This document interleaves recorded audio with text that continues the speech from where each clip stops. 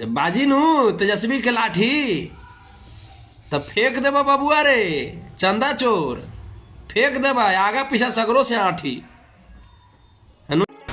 मनीष कश्यप जब से जेल से आए हैं तब से उनकी बौखलाहट के लेवल काफ़ी ही हाई है।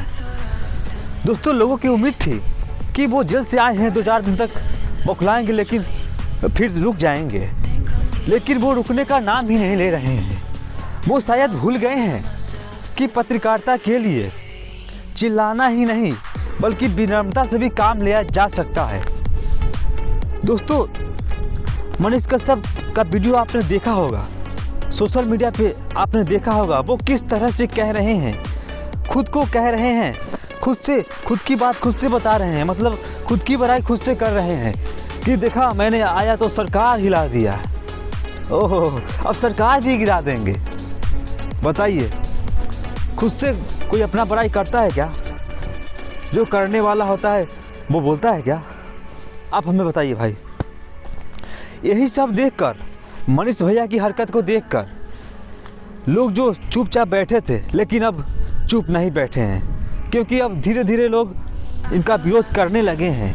और जब यह विरोध एक दिन बड़ा रूप ले लेगा तो पता नहीं मनीष भैया के लिए पत्रकारिता करना भी क्या संभव नहीं है।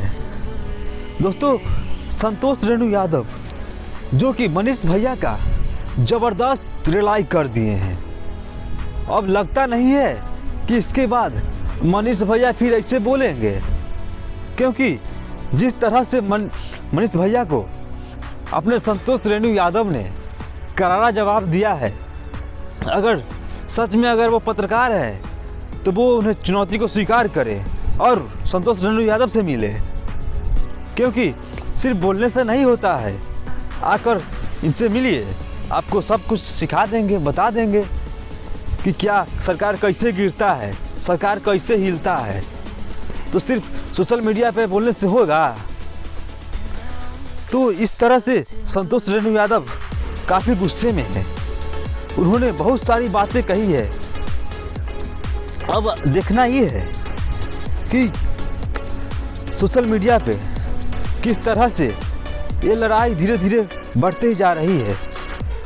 अगर मनीष कश्यप अपने अपने आप की गलती नहीं मानते हैं, वो जिस तरह से उनके ऊपर एनएसए लगा है, एनएसए के मतलब हुआ कि वो बदनाम है, और खुद को बदनामी को छुपाने के लिए वो ला रहे हैं और धमकी भी दे रहे हैं। बताइए, उनके धमकी से देने से सरकार गिर जाएगी क्या?